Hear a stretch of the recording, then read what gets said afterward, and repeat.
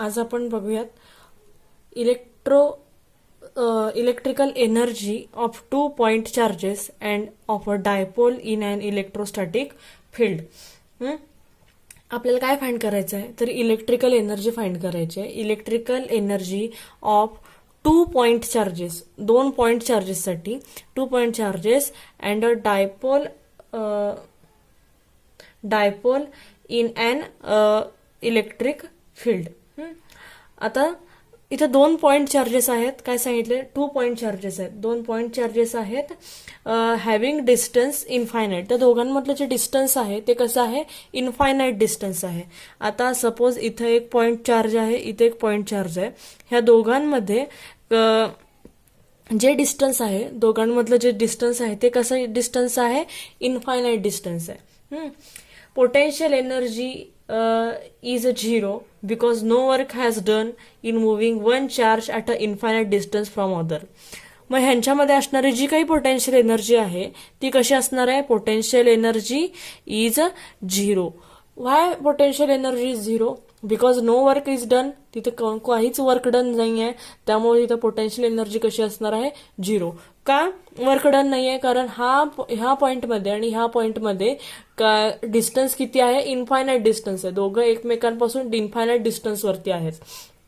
त्यामुळं त्यांच्यामध्ये कोणताही इलेक्ट्रोस्टॅटिक फोर्स काय होत नाहीये? ऍक्टिव्हेट होत नाहीये. त्यामुळं तिथं वर्क डन घडत नाही, आणि वर्क डन घडत नाहीये म्हणून तिथं काय होतंय? पोटेन्शियल एनर्जी कशी आहे? तिथं 0 आहे.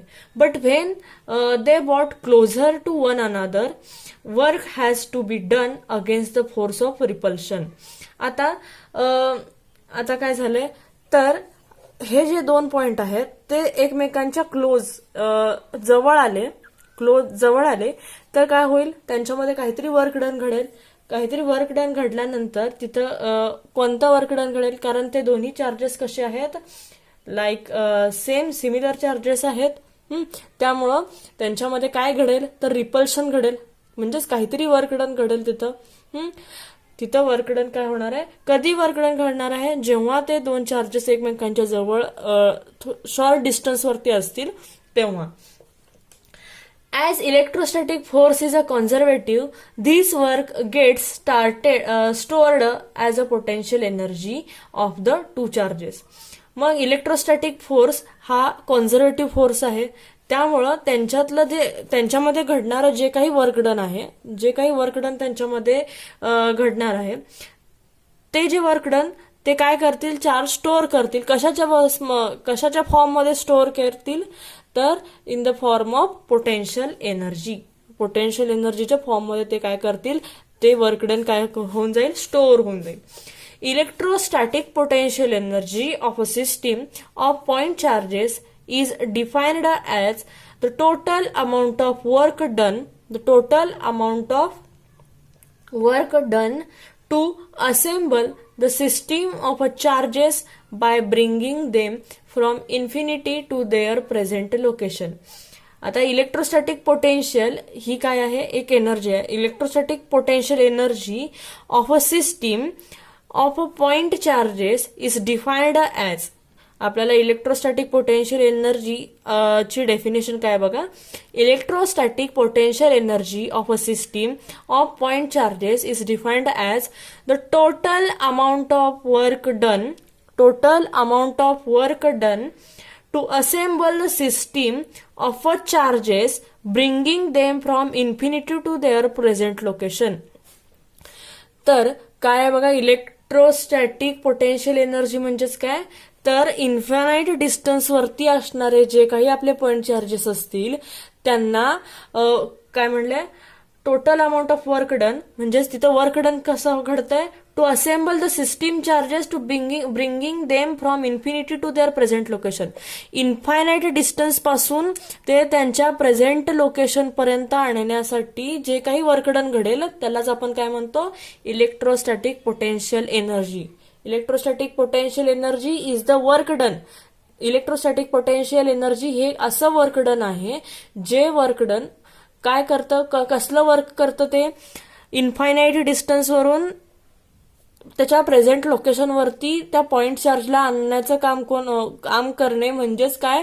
तर ती कुठली एनर्जी आहे? This is the electrostatic potential energy. त्यालाच आपण काय म्हणतो, इलेक्ट्रोस्टॅटिक पोटेन्शियल एनर्जी असं म्हणतो. मग ह्याच्यामध्ये त्यांनी काही केसेस सांगितले आहेत. पहिल्यांदा आपण बघूया, A potential energy of a system of 2 point charges. Potential energy of a system of a 2 point charges. काय, एक सिस्टीम आहे, त्या सिस्टीम मध्ये 2 point चार्जेस आहेत, 2 point चार्जेस आहेत. मग आपल्याला त्यांची पोटेन्शियल एनर्जी फाइंड करायची आहे. बघा, ही एक सिस्टीम आहे, ही त्याची वाय ऍक्सिस आहे, फ्री स्पेसमध्ये आहे. स्पेसमध्ये असल्यामुळे ह्याचे 3 डायमेन्शन्स असतील त्याला, एक्स, वाय आणि झेड. हा एक्स ऍक्सिस आहे त्याचा, हा वाय, आणि हा झेड ऍक्सिस, आणि हा आहे त्याचा ओरिजिन. पूर्ण स्पेसमध्ये आहे ती system of a 2 point charges. He diagram आहे त्याची. आता इथे एक पॉइंट आहे, त्याला आपण ए म्हटलं. एक पॉइंट आहे, त्या पॉइंट ए वरती जो चार्ज आहे तो चार्ज आहे Q1. Q1 is the charge at point A. हा एक पॉइंट चार्ज आहे, त्याच्यावरती चार्ज कसला आहे, पॉझिटिव्ह Q1. ओरिजिन पासून ते त्या पॉइंट पर्यंत जे डिस्टन्स आहे त्या डिस्टन्सला आपण R1 असं म्हटलं, R1 बार. R1 बार हे काय आहे, distance from point A to origin O. O पासून A पर्यंत डिस्टन्स आहे R1 बार. मग आता consider Q1 and Q2 are 2 point charges. Q1 हा एक चार्ज आपण बघितला. आणखीन एक चार्ज आहे, तो आहे चार्ज Q2. तो आहे ऍट पॉइंट बी वरती. तो कुठं आहे, पॉइंट बी वरती आहे तो चार्ज. त्याला आपण काय म्हटलं, charge Q2 at point A and B with position vectors R1 and R2 from origin O. मग हा Q2 जो आहे, हा Q2 काय आहे, ओरिजिन पासून त्याचं डिस्टन्स किती आहे, R2 बार. मग आता इथं R1 बार आणि R2 बार हे काय आहेत, पोझिशन व्हेक्टर्स आहेत. ते काय, पोझिशन व्हेक्टर्स म्हणजेच काय, ते पोझिशन सांगतात. त्या Q2 ची पोझिशन कुठं आहे ओरिजिन पासून, तर R2 इतक्या डिस्टन्सवरती आहे. म्हणून R1 आणि R2 हे काय आहेत, पोझिशन व्हेक्टर्स आहेत. आता आपण काय बघूया, आपल्याला पोटेन्शियल एनर्जी फाइंड करायची त्या 2 point चार्जेस साठीची. मग आपल्याला सुरुवातीला पहिल्यांदा फर्स्ट चार्जची बघूया आपण, Q1 साठी. फॉर चार्ज Q1 पहिल्यांदा आपण कशासाठी बघूया, फॉर चार्ज Q1 आपण सुरुवातीला पहिल्या चार्जसाठी पोटेन्शियल काय आहे बघूया. There is no work done in bringing the point A because there is no external force to work against that charge. आता सुरुवातीला काय आहे, इनिशियली चार्ज Q1 आणि charge Q2 are at infinite distance. दोन्ही काय आहेत, एकमेकांपासून इन्फायनाइट डिस्टन्स वरती आहेत. कोणता, चार्ज Q1 आणि चार्ज Q2. ही बी पोझिशन त्याची नंतर आलेली आहे. सुरुवातीला हा ए Q1 चार्ज कुठं होता, ए ह्या पोझिशन वरती होता. पण Q2 कुठं होता, Q2 ए पासून इन्फायनाइट डिस्टन्स वरती होता. Q2 कुठं होता, ए पासून इन्फायनाइट डिस्टन्स वरती होता. म्हणजे जेव्हा तो इन्फायनाइट डिस्टन्स वरती असेल तेव्हा त्याच्यामध्ये काय नसतं, वर्क डन घडत नसतं. म्हणजेच तिथं पोटेन्शियल एनर्जी काय असणार आहे, त्याची 0 असणार आहे. म्हणजेच in first case work done काय असणार आहे, 0. वर्क डन का 0, because they both are at a infinite distance. दोन्ही कसे होते, इन्फायनाइट डिस्टन्स वरती होते. त्याच्यामध्ये डिस्टन्स खूप मॅक्झिमम डिस्टन्स होतं, त्यामुळं त्यांच्या दोघांमध्ये कोणताच वर्क डन घडत नव्हता. there is no work done in bringing the point to A because there is no external force to work against that charge. मग ह्या Q1 चार्ज वरती कोणताच एक्सटर्नल फोर्स घडत नव्हता ना, त्यामुळे तिथे वर्क डन सुद्धा घडत नव्हतं. त्यामुळं for charge Q1 W1 is equal to 0 and potential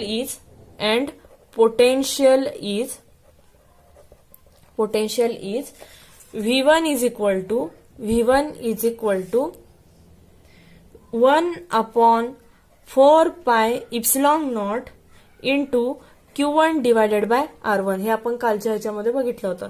काय V1 is equal to 1/4πε0 into Q1 divided by R1. हे झालं potential for point charge Q1. Q1 साठीचा आपला काय आहे पोटेन्शियल. V म्हणजेच काय पोटेन्शियल. मग हे V1 कशासाठी Q1 साठी आपण कोणतं पोटेन्शियल बघतोय V1. V1 is equal to 1/4πε0 into Q1 divided by R1. R1 काय आहे त्याच पॉइंट चार्जचं डिस्टन्स किती आहे R1 आहे ते आपण R1 इथं घेतलं. Similarly for charge Q2. आता आपण चार्ज Q1 साठी बघितला. आता आपल्याला कशासाठी बघायचं आहे for charge Q2. Charge Q2 साठी आपण बघूया. When we bring it point B from infinite then work done. आता काय केलं आता हा जो पॉइंट B चार्ज Q2 जो होता तो कुठं होता A पासून इन्फायनाइट डिस्टन्स वरती होता. सेकंड केसमध्ये काय झालं हा जर Q2 त्याची पोझिशन सोडून त्याच्या काय म्हणतात त्याला त्याच्या एका लोकेशन वरती आला. त्याच्या ऍक्च्युअल लोकेशन वरती आला म्हणजेच कुठं आला पॉइंट B वरती आणून ठेवला. तर काय झालं बघा त्या दोघांमधलं जे काही डिस्टन्स होतं त्या दोन्ही चार्जेस मधलं जे काही डिस्टन्स होतं ते काय झालं कमी झालं. दोघांमधलं डिस्टन्स जे काय आहे कमी झालं. म्हणजेच काय झालं आपण मगाशी आपण बघितलं इलेक्ट्रोस्टॅटिक पोटेन्शियल एनर्जी डेफिनेशन काय होती. तर electrostatic potential energy of a system of a point charges is defined as the total amount of work done to assemble the system of a charges by bringing them from infinity to their present location. आता त्याला काय केलंय आपण infinity पासून त्याच्या present location वरती आणून ठेवलंय. म्हणजे तिथं काय घडणार आहे काहीतरी वर्क डन घडणार आहे. म्हणजेच तिथं इलेक्ट्रोस्टॅटिक पोटेन्शियल काय होणार आहे त्या सिस्टीमची तिथं काय होणार आहे क्रिएट होणार आहे. मग आता आपण इन्फिनिटी वरून पॉइंट B वरती तो चार्ज आणला म्हणजे आता तिथं वर्क डन काहीतरी वर्क डन घडेल. मग आता आपण पॉइंट Q2 चार्ज साठी आपण पोटेन्शियल फाइंड करूया. काय येणार आहे बघा मग for charge Q2 potential work done त्याचं वर्क डन काय घडणार आहे हे लक्षात ठेवा. आता हे इम्पॉर्टंट. आता त्याचं वर्क डन आपल्याला फाइंड करायचं आहे फॉर चार्ज Q2 साठी. मग W2 सुरुवातीला वर्क डन 0 का होतं कारण ते दोन्ही इन्फायनाइट डिस्टन्स वरती होते म्हणून. आता इन्फायनाइट डिस्टन्स आहे का नाही कारण चार्ज Q2 कुठं आलाय त्याच्या प्रेझेंट लोकेशन वरती आलेला आहे. त्यामुळे तिथं वर्क डन घडलंय. मग ते वर्क डन कसं कॅल्क्युलेट करायचं मग W2 हे दुसरं वर्क डन आहे. काय W2 is the potential at काय बघा फॉर्म्युला त्याचा potential at point B due to charge Q1 into Q2 potential at point B due to charge Q1. Charge Q1 वरचं जे पोटेन्शियल आता पॉइंट B वरचं आपल्याला पोटेन्शियल फाइंड करायचं आहे due to charge Q1. Point B वरती Q1 मुळे काहीतरी पोटेन्शियल क्रिएट होणार आहे ते आपण फाइंड करूया. Potential at point B due to charge Q1 मुळे पोटेन्शियल B वरती काहीतरी पोटेन्शियल निर्माण होईल ते पोटेन्शियल आपण लिहायचं आहे. मग चार्ज Q1चं पोटेन्शियल काय होतं 1/4πε0 into Q1 divided by R1. ते इथं पुट करा. काय 1/4πε0 इंटू Q1 अपॉन R1. हे काय आहे तर हे आहे चार्ज Q1 वरचं पोटेन्शियल. मग आता इथं ह्या दोघांमध्ये आता जे डिस्टन्स आहे ते किती आहे R12 बार काय A वरचं आणि B वरचं जे काही डिस्टन्स आहे ते आहे R12 बार. मग आपण potential at point B due to charge Q1 बघतोय. मग ह्या दोघांमधलं डिस्टन्स आपल्याला तिथं लिहायला लागणार म्हणजे तिथं काय होणार आहे R12 बार. इथं काय होणार आहे R12 bar into Q2 into हा Q2 इथं मल्टिप्लाय करायचा इज इक्वल टू मग इथं काय होईल 1/4πε0 into Q1 into Q2 divided by R1 into R2. Q1 into Q2 divided by R1 into R2. R12. हे काय आहे, दिस W2 हे वर्क डन काय आहे, this is the work done, this is the work done. Also it is a potential energy, म्हणजेच काय, U is equal to 1/4 pi epsilon naught Q1 into Q2 divided by R12. हे काय आहे, U म्हणजेच काय, आपली पोटेन्शियल एनर्जी आहे, म्हणजेच ही आपल्याला मिळालेली 2 पॉइंट चार्जेसची काय आहे, potential energy. This is the potential energy of 2 charges. 2 charges, कोणते चार्जेस, Q1 आणि Q2, ह्या 2 चार्जेसची ही काय आहे, potential energy. This is a potential energy of 2 point charges. आपल्याला काय मिळाली, त्याची 2 पॉइंटची पोटेन्शियल एनर्जी. आता आपण बघितलं काय, तर 2 पॉइंट चार्जेसची पोटेन्शियल एनर्जी. आता 2 पेक्षा जास्त पॉइंट चार्जेस असतील, n number of point charges जर असतील, तर आपल्याला पोटेन्शियल एनर्जी कशी काढायची त्याची, ते आपण बघूया. त्याला आपण तिसरी केस म्हणूया. आता नेक्स्ट बघूया, B point, potential energy of a system of n point charges. n point charges, असे n number of point charges असतील तर आपण कसं फाइंड करायचं ते बघूया. If we bring charge Q3 from infinite, then work is done due to electrostatic force produced by charge Q1 and Q2. If we bring charge Q3 from infinite, then work is done due to electrostatic force produced by charge Q1 and Q2. म्हणजेच काय, सुरुवातीला आपण बघितलं होतं ह्याच्यामध्ये काय, तर सुरुवातीला Q2 चार्ज कुठं, Q1 पासून काय होता, इन्फायनाइट डिस्टन्स वरती होता, त्यामुळे त्यांच्यामध्ये वर्क डन घडत नव्हतं. मग जेव्हा हा Q2 चार्ज त्याच्या प्रेझेंट लोकेशन वरती आला, म्हणजेच पॉइंट बी वरती आला, तेव्हा काय झालं, Q1 आणि Q2 मध्ये काहीतरी वर्क डन घडलं, ते आपण W1, म्हणजे जेव्हा तो इन्फायनाइट डिस्टन्स वरती होता तेव्हा W1 वर्क डन काय होतं, 0 होतं. मग जेव्हा तो त्याच्या प्रेझेंट लोकेशन वरती आला तेव्हा आपण W2 फाइंड केला, वर्क डन फाइंड केलं त्याचं, ते काय आलं, 1/4 pi epsilon not into Q1 into Q2 divided bye R1 into R2, हे आपण फाइंड केलं. मग आता तसंच ह्याच्यामध्ये, आता जेव्हा 3 पॉइंट चार्जेस असतील in the system, there is a 3 point charges, then Q3 हा जो चार्ज आहे तो तिसऱ्या पॉइंट वरती असेल, म्हणजेच ऍट पॉइंट सी. आता ए पॉइंट वरती आपण होता Q1 बघितला चार्ज, बी पॉइंट वरती Q2 चार्ज होता, तसं सी पॉइंट वरती कोणता चार्ज असेल, at point C charge is a Q3. C point वरती चार्ज कोणता आहे, Q3. मग आता तो जो सी पॉइंट होता तो पण इन्फायनाइट डिस्टन्स पासून त्या Q1 Q2च्या त्याच्या प्रेझेंट लोकेशनला येऊन पोहोचला, तर त्यांच्यामध्ये काय होणार आहे, काहीतरी वर्क डन घडणार आहे, त्या वर्क डनला आपण काय म्हणणार आहे, W3.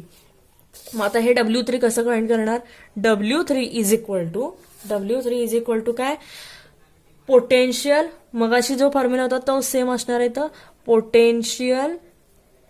Potential at C due to Q1 and Q2, मगाशी इंटू Q3. आता मगाशी काय बघितलं होतं बघा आपण, W2 potential at point B due to charge Q1.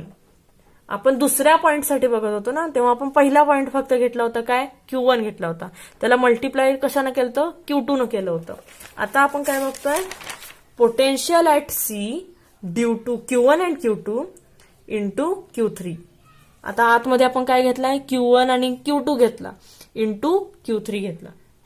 तसंच आता इथं काय, मग potential at C due to Q1 and Q2, ते कसं लिहिणार, मग पहिल्यांदा 1/4 पाय एप्सिलॉन नॉट, हे काय कॉमन आहे ते आपण कॉमन घेतलं, मग Q1/R1 प्लस Q2/R2, हे Q1 साठी R1 आहे, Q2 साठी R2 आहे, इंटू Q3, इंटू काय झाला, Q3 झाला, is equal to 1/4 pi epsilon not into bracket आता इथं बघा, हे Q3 ना आपण आतमध्ये मल्टिप्लाय करून घेऊया. इथं काय झालं, Q1 इंटू, आता इथं ह्याच्यामध्ये हे जे काय पोझिशन वेक्टर जो आहे R1, त्याला पण आपण 3 ना, कारण हे कशासाठी आहे, आपल्याला कशासाठी फाइंड करायचं आहे, Q3 साठी फाइंड करायचं आहे. आणि Q3 कुठून आलाय, इन्फायनाइट डिस्टन्स वरून त्याच्या प्रेझेंट लोकेशन वरती आलाय.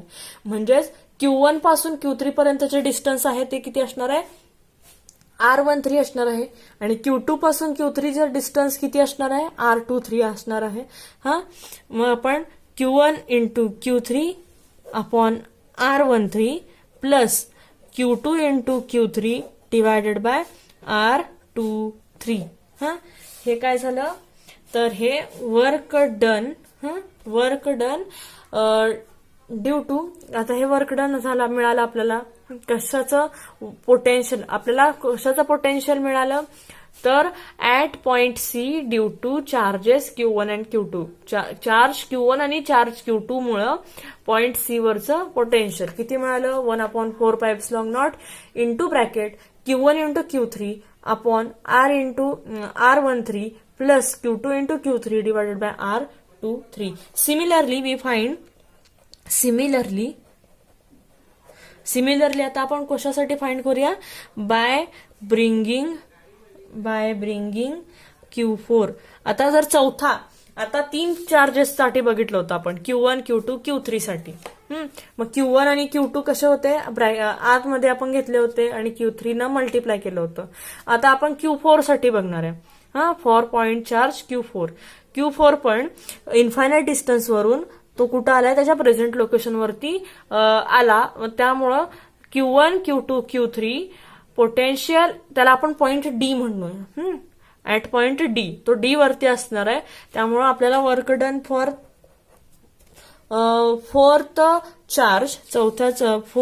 चार्ज साठी आपण बघूया, W4 is equal to potential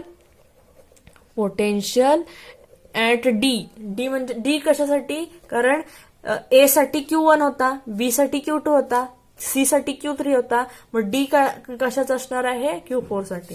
हे लक्षात येण्यासाठी मी सांगते तुम्हाला, potential at D due to Q1 and Q2, due to Q1 Q2 and, आता इथं काय येणार आहे, Q3. मग अशी इथं Q1 Q2 ब्रॅकेटच्या बाहेर काय होता, Q3 होता.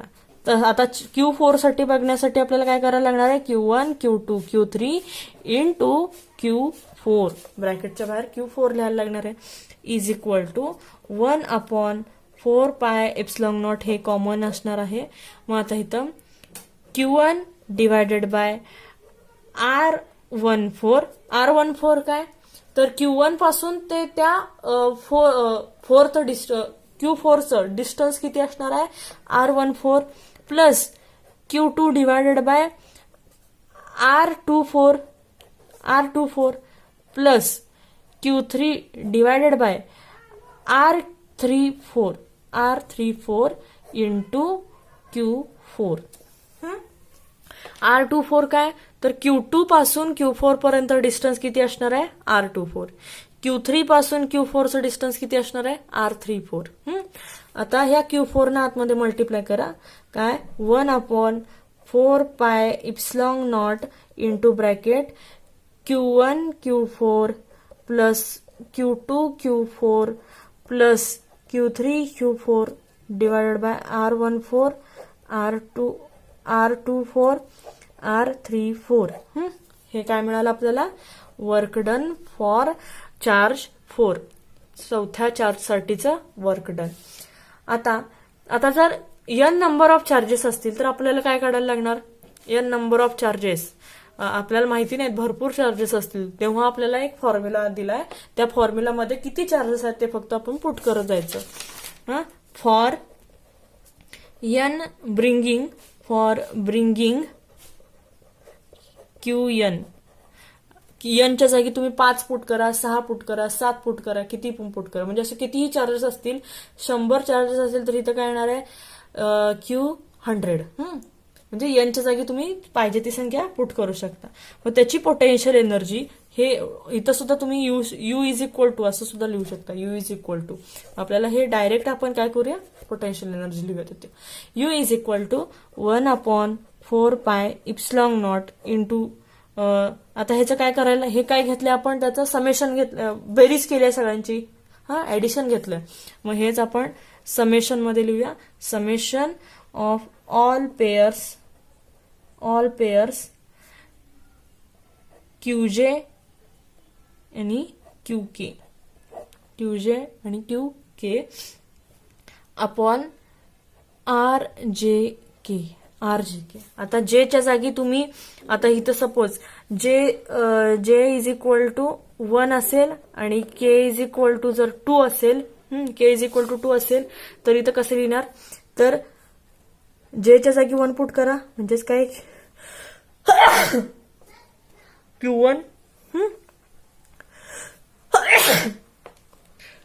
Q1 आणि इथं काय येणार आहे Q2. केच्या जागी 2 पुट करा, म्हणजे तिथं R12. असं. जर ज्याच्या जागी 1 आहे आणि केच्या जागी 3 आहे, तर इथं 3 लिहिणार तुम्ही, Q1 Q3 R13. समजलं? तर इथं फॉर्म्युला आपल्याला काय मिळाला, for real number of charges साठी U is equal to 1/4πε0 into summation of all pairs into QJ QK divided by RJK. ही आपल्याला काय मिळाली, for potential energy for n number of charges. Thank you.